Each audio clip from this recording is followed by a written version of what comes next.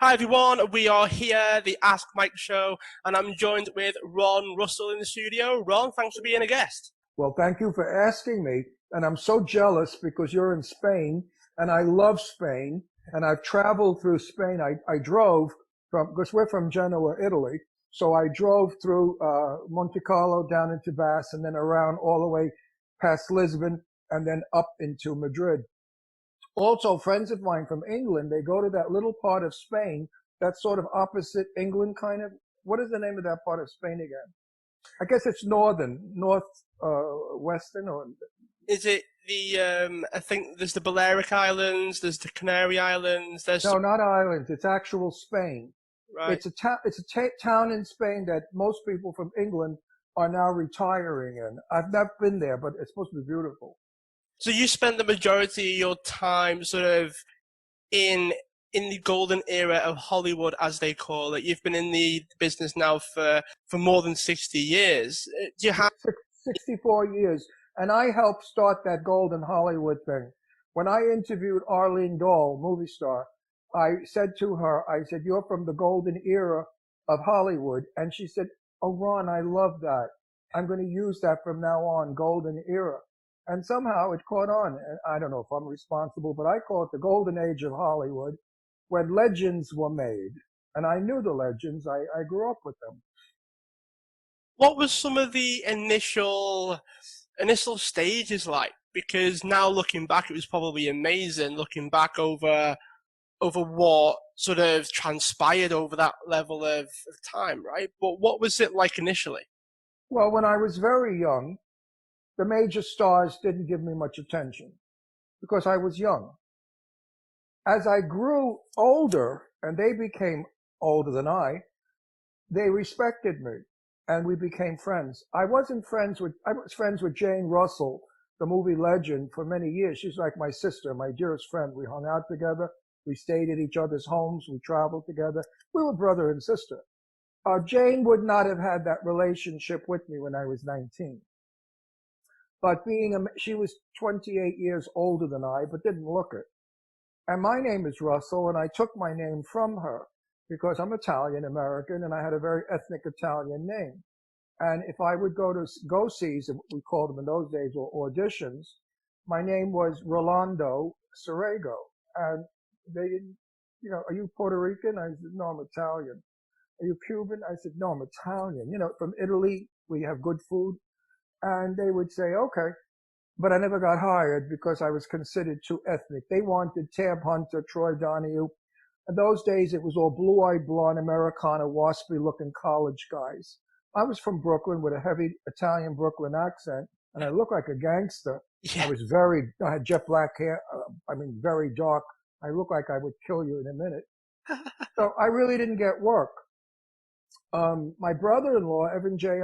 Anton, was a documentary movie producer, and he knew Sidney Lumet, the director. And he knew I was crazy about Sophia Loren, and I was 19 years old. He said, "How would you like to be in a movie with Sophia Loren?" I said, "Oh, frig you, don't make jokes with me." He said, "Ron, I'm not kidding. I could put you in. It's not, you're sneaking in because you're not union. It's a union movie, but we can sneak you in as one of the soldiers." I said, "Are you kidding?" And he said, "Yeah, and you'll be in a shot with Sophia." Well, my heart stopped. I had a stroke. I went into a convulsion. I Yeah. started screaming and fainting, and you bet your ass I was. Yeah. So I went as a soldier. Now, the scene that I'm in a couple of scenes because we shot 3 days. We shot in Central Park. We shot in uh, Grand Central Station and Long Beach, Long Island, at a railroad station that was supposed to be Miami Beach, Florida. And the scene is Sophia Loren and the sexy, beautiful blonde bombshell, Barbara Nichols, walk down the platform of the railroad station, and all of us soldiers were hanging off the train and screaming how gorgeous they are. "Hey, beautiful, wow, wow, woo, woo, woo, woo." Well, I've always had a great head of hair, big hair, black. So I decided to get my helmet and hang it behind my head. So I would be different than the rest of the soldiers. Even at 19, I was stage smart. Well, the director came over and he said, "Hey, soldier, pull that hat up." I said, "Why?" He said, "What do you mean, why? Pull the hat up." I said, "My hair is beautiful. Why should I hide my hair?" So he started to laugh. He said, okay, leave your helmet off. So I'm the only one in the opening of the film that you could see me, a big, tall, skinny kid, skinny and tall and dark with the helmet hanging from my head. Well, when Sophia Loren passed by, I was really screaming. I wasn't acting. I mean, she was just so magnificently drop dead, beyond belief gorgeous. And when she smiled, oh my God, what a smile. What a beautiful woman she is. Still, at 86 years old, she's still stunningly beautiful. Anyway, that started my career. And I got a taste of it, and I said, this is what I've always wanted to do. In school, I was always the star of the play. I made sure of that. You know, I always got what I wanted. Yeah. And it's just been a joyride over the years. I did a lot of stand-up comedy for years. Did a lot of television. People might recognize me from when I was young and skinny with black hair. And then I retired. I moved to Florida, and I said, you know, I've had it. The business has changed. I hate the way they work. The studios we don't have anymore. They shoot a movie in 10 days with a video, with a cell phone. I don't work that way. You know, I'm from the old days. Then I met Jimmy Starr, and Jimmy Starr said he had a radio show. And I said, oh, good, because I have a television show on Channel 111 in Palm Springs. It's called Set the Record Straight. And I interview all the great, legendary Hollywood movie stars like Lauren Bacall, Betty Davis, Cliff Robertson, Jane Russell, Arlene Dahl, Terry Moore. The list just goes on and on and on. Most of my interviews, by the way, are on YouTube. So you can go and see them. They're unfiltered, uncensored. I ask questions that you wanted to ask the stars. Like Jane Russell, I said, Jane, what size bra were you in 1940? She said a 36B. That's all, Ron. I was not a cow. No. I said, because you're famous for your boobs. And her boobs were little. They were 36Bs. But Howard Hughes knew how to do cleavage, and he knew how to promote her boobs, and he made her into a sex symbol, which she never liked. She wanted to be, she was a born-again Christian, or as she said, a Christian. And she didn't like being exploited, and she didn't like hanging them out and doing that. And she called it one of the Lord's mistakes. I used to get a kick out of that. When she'd say, oh yeah, she said, you know, my career in Hollywood was the Lord's mistake. And I thought, oh, Jane, you had nothing to do with it, right? When they told you to hang your knockers out, you did. You didn't say the Lord said not to. And then she'd say, hush, hush, because she didn't want to hear it. Jane Russell was a wonderful human being. I adore her and I miss her. Probably one of my dearest friends in the world. Yeah. I did know Betty Davis. We were not best friends, but I knew her, and I was in her company many times. I went to a party up at her house on Havenhurst in Hollywood, and I was amazed at how this woman could smoke a cigarette and drink a scotch at the same time, and she blew out the smoke without the scotch spraying out. Well, it was a talent. Yeah. And I commented on it, and she said, Ron, there's nothing more delicious than nicotine and good scotch. Funny. She was wonderful. She had a dirty mouth, a big sense of humor. She was far from the lady she was in film. She was a regular Yank, a tough broad, and she liked guys that were tough with her. She didn't like mamby-pamby men. Don't kiss her ass. She couldn't tolerate that kind of shit. She hated it. She liked it, a punch to the jaw. You know, tell it like it is, and Betty was your buddy. Yeah. I really liked Betty Davis an awful lot. She came to my 50th birthday party, and I was so thrilled. And they did a birthday cake for me with Betty's picture on it with a cigarette. And she said, Ron, it's your birthday, not mine. I said, I know, but they wanted to make it a Betty Davis theme because they know how crazy about you I am. She was just a sweetie pie. She was about 2 feet tall, by the way. Right. The tiniest little lady in the world with the most gorgeous blue eyes. And it never filmed that way. In film, she looked tall with dark eyes. She just was the opposite of the persona in film. Lauren Bacall, who's Humphrey Bogart's wife, I adore. Peter Allen, the singer, my wonderful friend Peter Allen for years.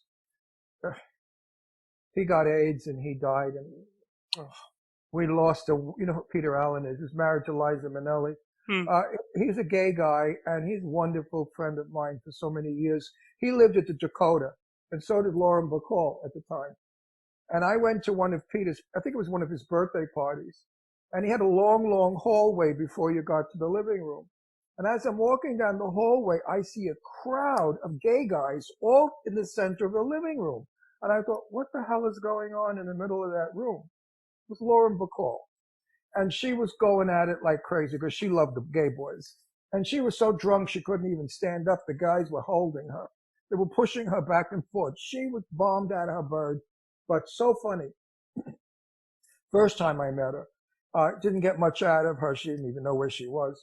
The next time, a friend of mine said, I want to do a birthday, no, I want to do a luncheon, $1,000 a plate luncheon for Loren Bacall's favorite organization.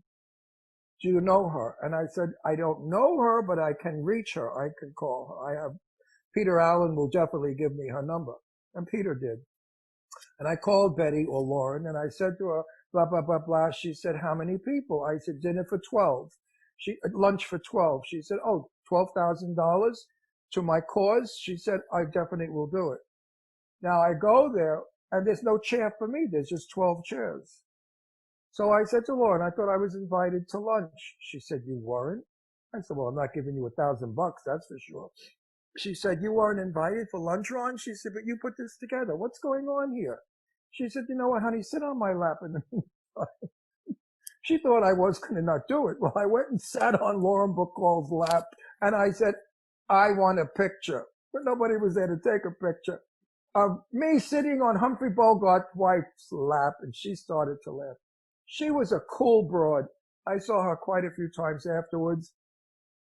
The question I asked her when I interview her is, I said, Loren, this is a stupid question, but I have to ask it. What was it like being married to Bogey? And she said, terrific.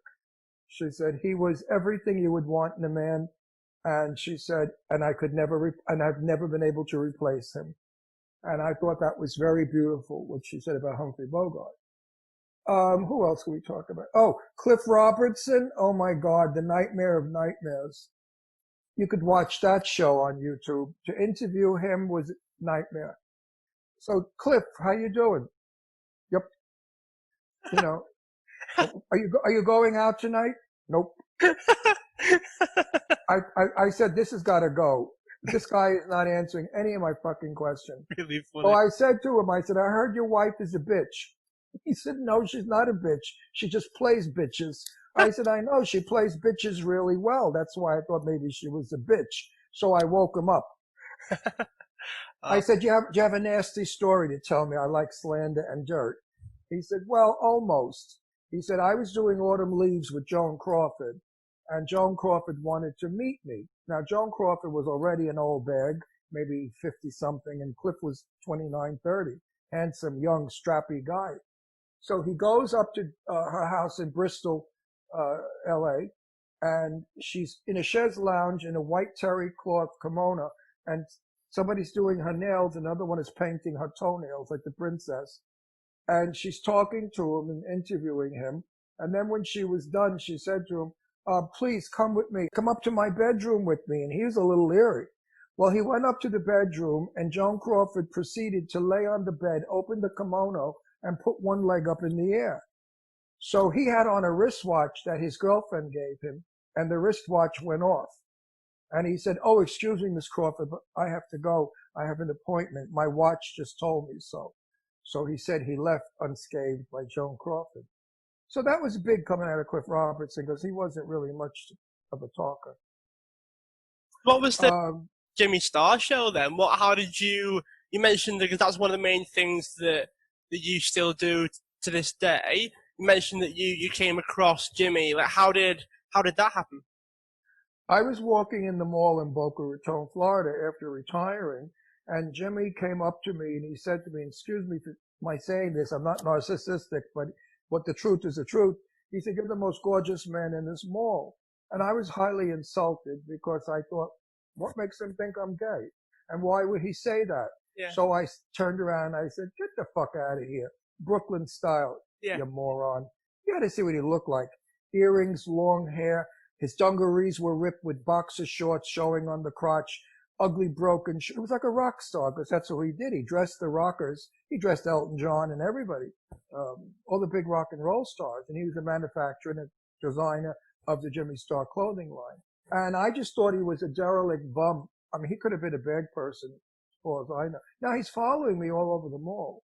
And I went up to Bed Bath & Beyond to look for a new comforter for my bed. And in Boca, you look out the glass window down on the escalator, and there he's standing. So I had to go down the escalator and pass him. So I thought to myself, well, this guy's going to get a very good punch in the face. Because if he stops me or harasses me, I'm going to knock him on his ass. I'm capable of doing that. Yeah. Tough Brooklyn kid. Yeah. I went down and he became very polite. And I just said, listen, buddy, go away. Just take a powder. Go away. And I left them all. A couple of weeks later, I'm shopping there with this guy I'm dating, Burton Gazar, another actor. And Jimmy's in the mall again. I figured, this guy, what does he live in the mall? He has no house. He must sleep in one of the halls in the mall. And he comes up to me and he starts talking to me and he said, I have a radio show. And he sounded legit. And I said, I have a TV show out in California. And we chatted and chatted. And I said, listen, my daughter Deirdre is doing a big promotional thing for the CEO of Costco. He owns a gorgeous home in Plantation, Florida, huge mansion. And he's inviting all his friends to the house. And he wants it to be a haunted house for Halloween. So my daughter had to hire all the set people to come in and build sets and coffins and mystery rooms and whatever. Yeah. And I said to Jimmy, listen, we need an undertaker. Do you want to be an undertaker? Of course, he looked weird and he looked like he could be a scary, weird undertaker. He said he'd love to.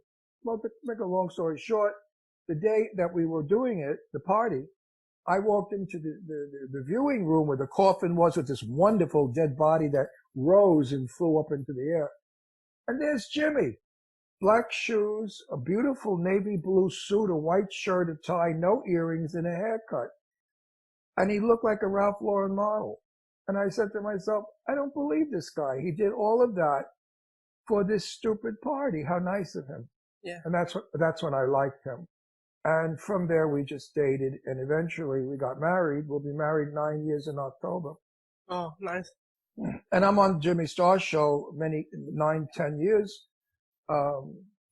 It went from a radio show to a television show, and now we're all over the world. We have 4.5 million viewers and listeners every week. We were voted the #1 show in the world by the New York Weekly Times and the LA Weekly Times. And we were nominated for an Emmy a few years ago. So I guess whatever we're doing right because we seem to be received well. Yeah. That's the bragging part. You got to do that bullshit a little bit. I do, yeah. Yeah. It's part of the game. I'm not nuts about bragging, but it's okay. What are some of the things that you could pinpoint? Because if you both so you had the TV show, Jimmy had the radio show, did you combine things together and just sort of merged? Or did you have like two shows, your own show and then the Jimmy Star show? Like, what was the transition like? Time Warner Cable dissolved and became some other crap. I forgot what time. I was on Time Warner Cable, and my contract absolutely was up, and I was thrilled because Time Warner Cable gave me a lot of grief. Because my show, when I interviewed the stars, I asked them questions that no one would dare ask these stars. And they weren't embarrassing questions, but they were questions that people wanted to know. Truths about divorce, truths, like Cheryl Crane. Did your mother, Lana Turner, really kill Stompanato, or did you kill him, Cheryl? And Time Warner went nuts. They said, you can't do that, Ron. Oh my God, you can't ask those questions. Mm. And I said, listen, Jane Russell, who was my buddy, was my first show. I went to Jane and I said, Jane, I want to do a talk show. This is like 100 years ago. Would you be my first guest? She said, darling, for you, anything. And Jane Russell came on. When I asked her about her bra, it went up to the main office. I got called on the carpet. They were saying, how did you ask Jane Russell about her bra? We don't do that. I said, what are you talking about? It's a fucking bra. Yeah. I didn't tell her to whip out her tits. I said, it's a bra. And I wanted to know her bra size.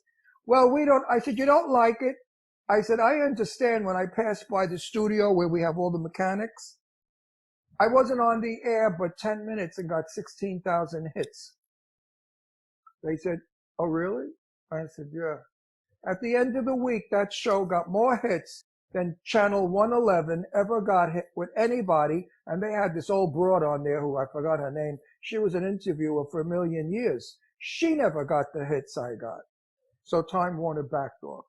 When I spoke with Arlene Dahl about the Cheryl Crane murder, Arlene Dahl was married to Lex Barker, Tarzan. Oh, and he was a pedophile, Lex Barker. And he was raping Lana Turner's daughter, Cheryl Crane, when she was 10 years old for over a year. Well, she began to bleed one night profusely and told her grandmother what was going on, and they took her to the emergency room. Well, Lana Turner found out that Lex Barker was having sex with her daughter. She went nuts. She grabbed a gun and went after Lex Barker and threatened to kill him if he ever went near her daughter again. So that establishes the fact that Lana Turner had a violent temper. So if she was willing to shoot Lex Barker for that, I'm sure she stabbed Stompanato because she drank and got crazy. Anyway, that wasn't the subject. Arlene Dahl said, listen, after Lana Turner divorced Lex Barker, she said, I married him. And she said, Ron, let me tell you something. Lex had a package so large, had he ever entered a 10-year-old, he would have killed her. Okay, it's a perfectly good statement. I didn't faint from it. Wow, the officers went crazy. They said, oh my God, what are you turning the show into? I said, she just told the truth. Oh, but large package, we can't do that. I said, she said large package. She didn't say big dick. So what are you all freaking out about? Mm. Meanwhile, that show still to today gets zillions of hits. Everyone loves that show. So I was through with Time Warner because they were too narrow-minded. They wanted the usual bullshit interview like, how many movies have you made? You like doing movies? And nonsense that nobody cares about. So my contract was up. I was glad. That's when I moved to Florida, to Boca, to retire. But Jimmy said, listen, you're very funny and you're a good interviewer. Come on the show. Now it's radio. I don't do radio because half of what I do is with my hands and face. Yeah. I had difficulty. I was talking over everybody because I didn't read lips. See, like now when you're about to talk, I know when you're going to speak, so I shut up because I look at your face. I said, Jimmy, I can't do radio. I'm uncomfortable. I'm not good at it. Let's Skype. What do you mean Skype? I said, let's Skype. We were the first people to Skype. What we're doing now, Jimmy and I did 10 years ago. No. We had a big fight in the car. I got out of the traffic light. I started to walk home, which was about 40 miles from where we lived. And he kept following with the car. Get in the car, stupid. What's wrong with you? I said, I'm not going to be on your show. I can't talk to you anymore. You won't learn. You don't want to listen. You don't want to grow. So he gave in. Well, overnight, everybody, what is this? We could see movie stars in a split screen? Oh my God, they were freaking out. Then a couple of years later, Ellen did it. And then this one did it. Then that one did it. And now everybody and their mother's doing it. I mean, there's more talk shows now on the air than there are people in the country. So I like to credit ourselves for that. I feel that honesty is the only thing that comes out of a human being that we love. Most of what comes out of a human is bullshit. Self-gain or whatever. Yeah. I was raised by my mother was a silent movie actress, Jenny Gabriel. My father was a set builder. So I came from the movie world.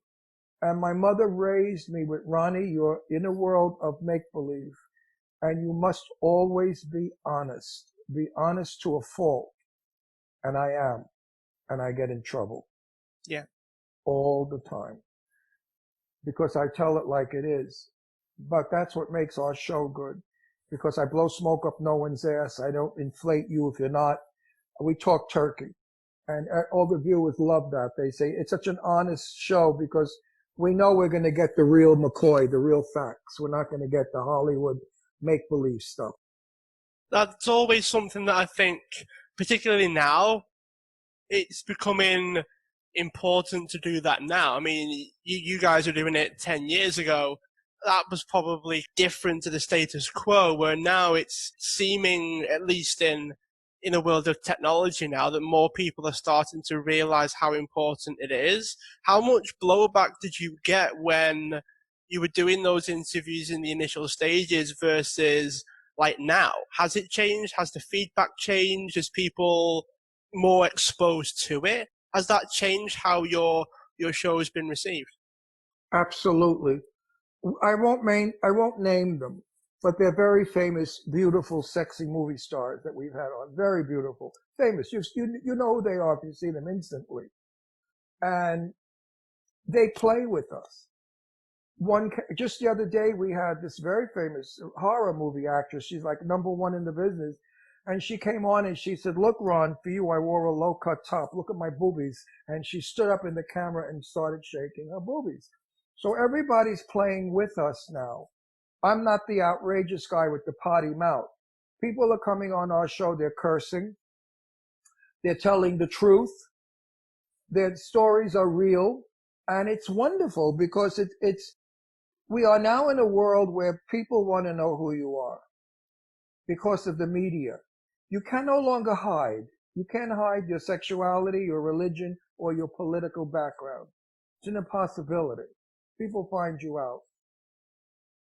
You have to be honest, because if you become a liar, people are going to say, "Oh, that jerk, he's always lying. He's always bullshitting us. He's a phony."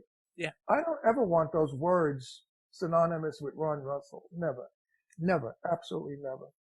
Betty Davis was the same as I remember talking to Betty one time at lunch, and I said to her, "Betty, you and I get in a lot of trouble because of our big mouths."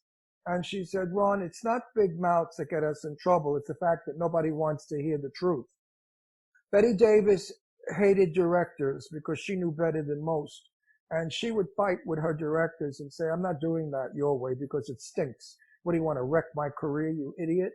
And if you do that today on a set, you're going to be fired and you're in trouble. You can't get away with that. We're not allowed to make jokes anymore. I work with Sherry Davis and I work with Sadie Katz and all these gorgeous girls who are beautiful bosoms and they're sexy women. And on the set, years ago, we would tease them, make fun with, not anymore. You're not allowed to say, "Oh, your boobs are beautiful." Even something like that, you're sexist. They're all fucking nuts today. I remember Jane Russell telling me she was in a movie with Clark Gable, the tall man, and she just finished singing a song about apples on a tree, and I'm going to plant my apples here, whatever. And Clark Gable was laying in a lounge off camera, and when Jane came off the set after doing that, he said, "Hey, Jane, get over here. I'll plant your tree." Today, that wouldn't work. He would be called on charges because you can't do that. So it makes the set not fun. Also, the virus, we're not allowed to keep our masks off. So if we're 2 or 3 in a shot, we pull our masks off, we deliver what we're doing, and then put our masks back on, which is very, very inconvenient because it breaks the moment. It breaks the character. You know, I just finished playing a General Milan, a very tough general in the army. And doing that with the mask, I had to reestablish my toughness because my natural personality is not that way. Everybody else agrees that the mask thing is annoying. But at least we're going back to work. I just finished 4 movies. I have 6 waiting to do, and I'm excited. I can't wait to get back to work. The staying in the house crap is for the birds. Good thing we have the Jimmy Star show with Ron Russell. Otherwise, I go nuts. And I'm doing a lot of these interviews. I did about 2 or 3 last week, and now you. So that keeps us, working. Yeah, Don't you agree? and it's nice to have the connection. I mean, depending on which country you're in, each government's coping or going about their sort of coping strategy, if you will, very differently. You know, in America, that can change from state to state as well, so I've heard. So it's a very weird situation when everyone's coping with it in their own way, and sometimes the Well, government can either help with that or not, right? it's insane what's going on in America. You know, I was raised in America. I was born in 1940. There was a world war going on with Germany and Japan. As a child growing up, we didn't have coal to heat the house because we had to give it to the soldiers. We didn't have food because we had to give it to the military. We grew victory gardens. We were neighbors. I remember Christmas time, we would all go in each other's homes to look at the Christmas tree. And nobody was wealthy. I came from a very humble background, working class people. But the one thing we were all Americans.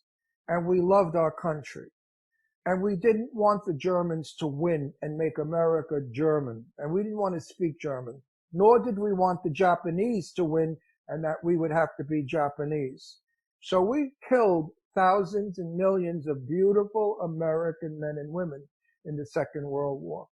We lost a tremendous amount. We also helped England fight the Germans. So it was a time when we were unified. Today, my heart breaks when I hear people say, we hate America. We're going to change America. America stinks. It's awful. It was crappy. No, it wasn't. Yes, we had a thing called prejudice. Yeah. But so do they have that in Italy. Because we're Northern Italian. And if you talk to a Northern Italian, they look down at Sicilians and anybody from the south of Italy. They called them cafone, peasants. And if you go to parts of England and you see Cockney people, I have friends that stay, I won't say who they are, but one is a lawyer for one of the major studios in England. And he and his wife, they live in a very chic hotel right off of the park. And they won't have anything to do with those, whatever they're called. Oh, those people are dreadful. They don't even speak English. They're common. Yeah. So there is this bullshit all over the world. Japan. There are the very wealthy who will not even associate with the poor people, as well as China. So let's not blame America for the only country that has prejudice. The prejudice we have against black people started 350 years ago. Why suddenly they want to burn down our cities to protest? I have no idea. I never owned a slave, and I never would. So why do you hate me? And the black people now really are arrogant. They're not respectful to white people anymore. They treat us poorly. And they're vindictive and they're angry. And I say, but why? I have many, many black friends that come to our home that we love. Of course, they don't do that because they come from a higher plane of thinking. They're in show business. And show business, there's no such thing as prejudice. I mean, I'm not a prejudiced person. I don't dislike anybody because of their color. Not at all. So I'm sad that there's a misguiding in my country right now where this Black Matters thing, I say everyone matters, not only black people, but yes, we understand what you're saying. Absolutely. We're gay. Black people and gay people have the same feelings because the way black people were held back from living in certain neighborhoods, having certain jobs, so were gay people. And being gay all my life, I was friends with black people in the 1950s when it was unheard of. You were going to the village. My best friend Tommy had a black husband. So, we don't know from that stuff, gay people. We're very open-minded and we don't have prejudice. Those are my dogs. Don't you love in-house studio?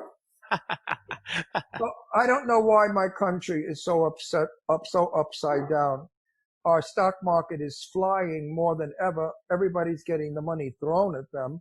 Real estate is the best it's ever been.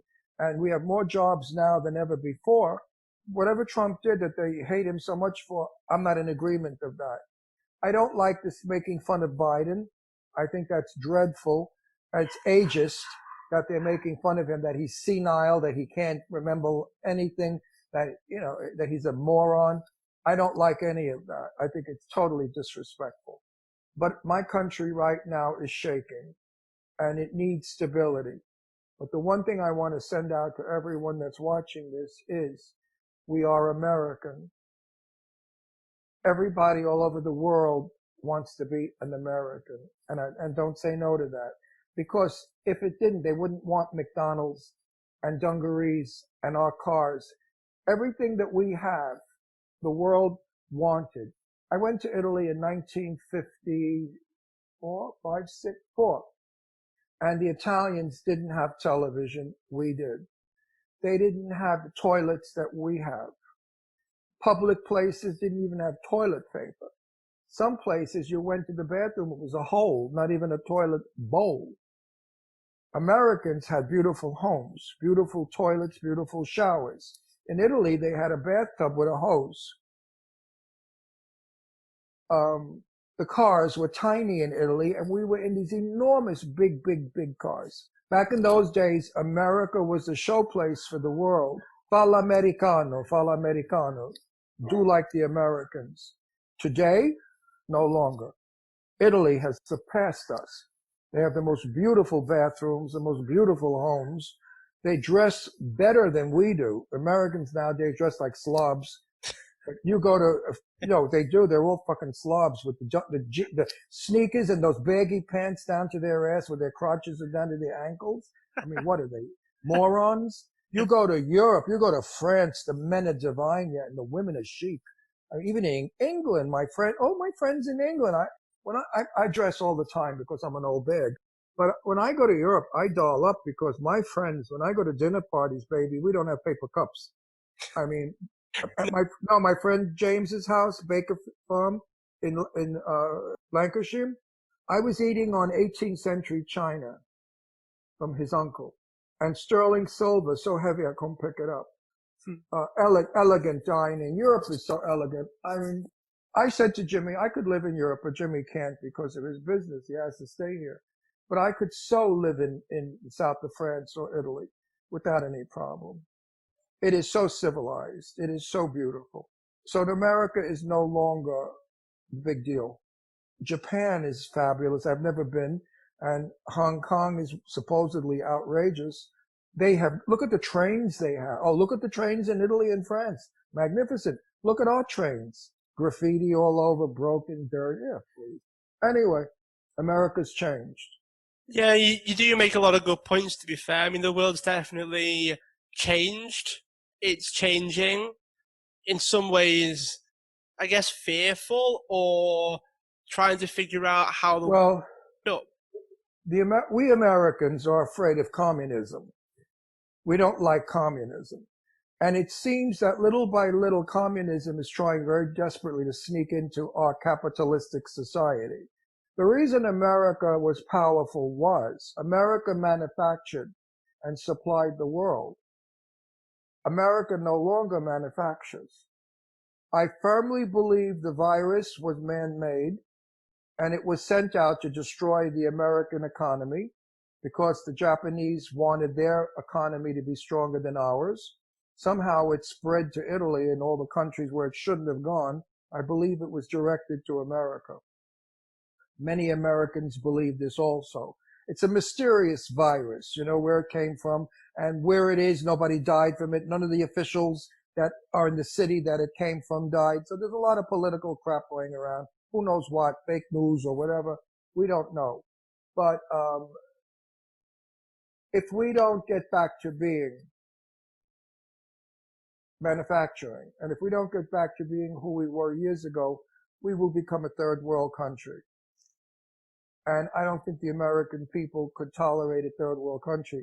Don't take away their Mercedes and their BMWs. Don't take away their 1.5 million homes with the swimming pool. Don't try it because they'll kill you. Americans are spoiled. Spoiled rotten. We have every convenience. We have everything to make our lives plush and wonderful. Try taking it away. You're going to have a revolution. I mean, I can't believe that we're going to crash our real estate market so the homes go down half price of what they are so the poor people can afford to buy a home. Some of my rich friends, they in no way will live next to poor people. They're snobs. They deliberately live up on the hill in the $3.5 million houses among each other. And God forbid a poor person moved up there, they'd have a stroke. So it's all bullshit. So we've got the Jimmy Star Show with Ron Russell. Where else do you hang out, Ron? Are you on social media at all? Are you on like Facebook or Twitter? As I said, I'm like ancient. I know none of this crap. Jimmy does all of that for me. We have people, assistants and stuff that work all that. I'm on Instagram, Facebook, and then the big one that everybody uses. Twitter. Twitter. Yeah. You know, I don't know how to do that stuff. You know, like, you know, Jimmy has a brand new BMW. I thought I would take a ride in it up the mountains to cool off. Well, I got up there and I shut the car off and I went by the lake and I sat there, had a lunch, got back in the car, couldn't start it. It wouldn't start. I pressed the button, wouldn't start. I was delirious. I called Jimmy. I said, Jimmy, burn this car. It doesn't work. He said, what do you mean? I said, it's not starting. He said, what are you doing wrong? I said, nothing. I put my foot on the pedal, I press, and I push the button. Okay. He told me what to do. I started the engine.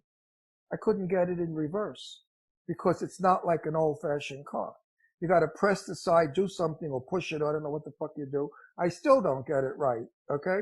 So there was a young fellow walking by my car. I said, excuse me, sir, would you do me a favor?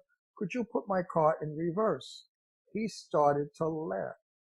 I said, what's so funny? He said, I was just thinking of my father. My father had the same problem when he borrowed my car.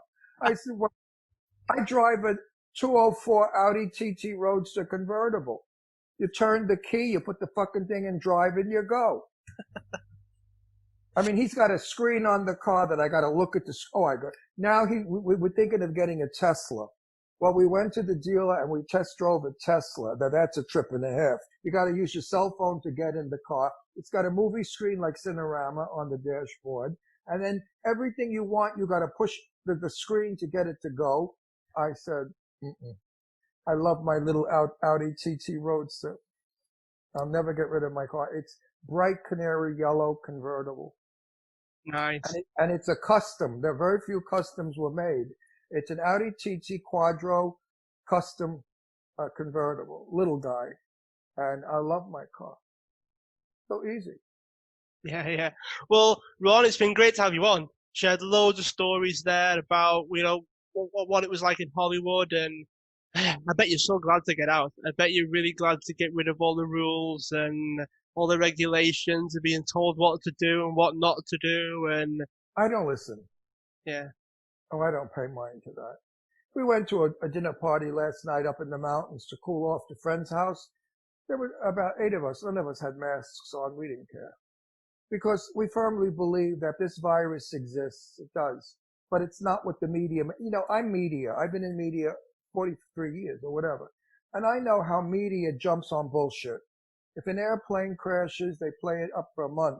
Then they do the story on the people in the plane. You know, they never end. And the media love the COVID thing because, wow, look what we've got now. Every day we could terrify people and scare people.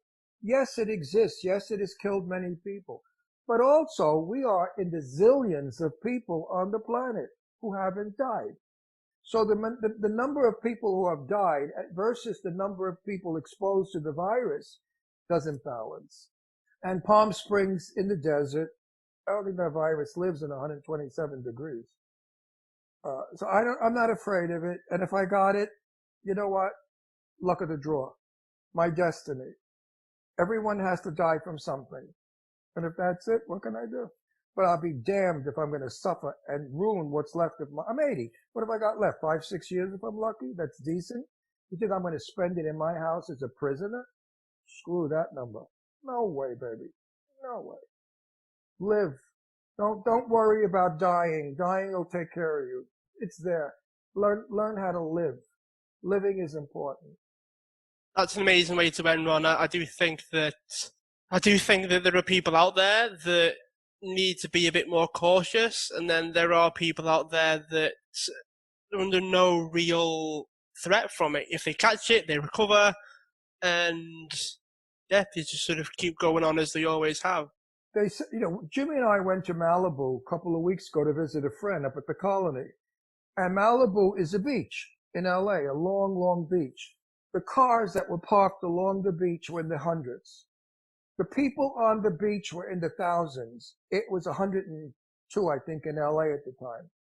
And I said to Jimmy, I can't believe all these, no masks, everything was like normal. The beach went from Santa Monica all the way up to Ventura, packed with, and that's a long 30-mile drive, packed with people, packed. I didn't read the next day that everybody on the beach died. So look at the amount of people that are out there having a good time that aren't dying. The people who are dying are the people who are my age and people who have illnesses. It's all about the immune system. If you have a healthy immune system, you could get the virus, but it's a virus. It'll go away. I have two friends of mine from Brooklyn, husband and wife. She caught the virus. He is one of those people that has it and gives it, but doesn't get sick from it. So you have to worry about people like that. But I don't think the virus is as scary as it is. Everyone here is saying after the election, watch the virus disappear. And I'm curious to see if that happens. And if it does happen, boy, did the media really make jerks out of the world. Yeah, it's interesting how no matter what happens, there's going to be people that believed it before it happened, and they'll be the smuggest people ever, right? Like, if it was political, if it was a man-made thing, and the people, Deliberate. they'll be smug if it turns out to be true. But if it turns out to be false, then the other rest of the people will be all smug saying, haha, we were right. So I think that's going to happen no matter what. You know, there's always going to be people out there that believe the truth, and they're going to be more smug than the people that believe something that isn't true. So I think that's going to happen. Yeah, but How it like. our world leaders lie. Every country, in Italy, they hate the president. In England, they can't stand, what's his name? You know, in Canada, they make fun of him. So everybody's political leader is disrespected. Why? Because now aliens, let's talk about that. There's proof about flying saucers have landed here with people in them, documented proof about that, but yet 50% say no, it's not possible. Yet they believe that Jesus Christ, who was a man, was killed, hung, and then put in a cave and got out and went to heaven to meet his father. That fantasy they believe. It's okay. You could believe in that because you're taught that as a child. But don't believe that possibly billions of years ago, extraterrestrials came to this planet and harvested it, and we are descendants of them. So there's so many things out there. Dying. You die, you go to heaven. Nobody ever came back and told us. No one knows what it is like after you die, but we'll all find out, won't we?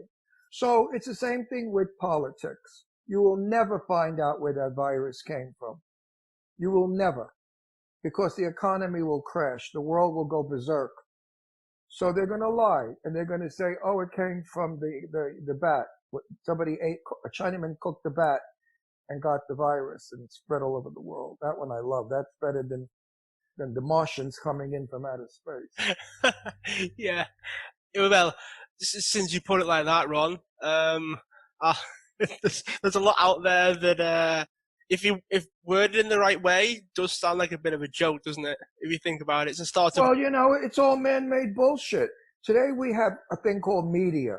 Well, back in the days of the ancient Romans, they had a thing called media, which was gossip. They used to gossip like crazy in the ancient Greek world or the ancient Roman world. They would have meetings in court squares where people would go to gossip about the neighbor next door. That was the only entertainment they had. They didn't have television. They didn't have Mickey Mouse. They had the neighbor. So if I knew that you were screwing the other guy's wife, I couldn't wait to go in the courtyard with all the people and say, guess what? My next door neighbor's screwing my other neighbor's wife. And that was the entertainment. That was the media. So they made up stories. Well, this man, he made water into wine. He's Jesus. He's God. This one, and then the Jews say the Messiah is still coming. And then the Egyptians say, put him in a casket. He's going to shoot up to the planets. And so everybody's got their own religion. Yeah. But nobody knows because nobody came back and said yes. So the same thing with what's going on in politics. I mean, if you think Trump is any worse than Clinton or Kennedy, Kennedy was banging every woman in the world. Kennedy and his brother had Marilyn Monroe murdered. The CIA did it. Jane Russell told me the same thing. Marilyn Monroe had a big mouth and was a druggie, and when she was going to squeal on Cuba, well, they knocked her off. Just like they killed Dorothy Kilgallen, the newspaper reporter, because she was going to write an article about Marilyn Monroe's death. Just like Marilyn Monroe's cab driver, who used to pick her up every day and take her where she wanted to go, knew too much, and his car went off a cliff in L.A. So all of these things people don't hear. They don't get it. They don't put it together. They want it in headlines. Yeah. Yeah. It's proven to be a very difficult world to navigate, no matter which way you slice it, no matter what you believe, no matter what you think, no matter what you think that you know, because no one really knows. Well, people say to me, "Oh, you're a Republican." I say, "No, I'm not." "Well, then you're a Democrat." I say, "No, I'm not."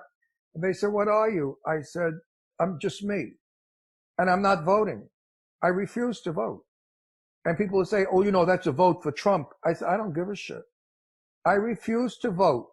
We don't need to hate each other. And you're listening to bullshit. You're reading garbage. You're reading Confidential magazine. Slanderous crap. I saw a picture of Donald Trump banging, what's his name, the Chinese communist up the ass naked, a cartoon. I thought to myself, could you imagine during the Second World War if somebody did that with President Roosevelt banging Hiroshima, whatever the hell his name was? People would go insane. So today we have lost respect for each other. We have lost respect in politics. We have lost respect in movies. We have lost respect in socializing. I was raised with thank you, may I, and please. Not in this country anymore. You call somebody up and ask them for a favor, they don't even have the politeness to say, I can't do it. They ignore it. So no in America is don't answer them. Do you want to go to a party Friday night at my house? They don't answer you. That means no. What does it take? 2 minutes to say, I'm sorry, but I can't make it, but I would love to another time? Polite. Be polite. Ugh, I'm so happy I'm 80. Because if I were 40 today, I'd be a revolutionist. It's been amazing to chat to you, to be fair. I mean, this is hopefully the first of many other conversations with yourself, Ron, because I know that you've got a hell of a lot to say on a lot of different topics. It's been great to have you on the show, and I look forward to keeping in touch.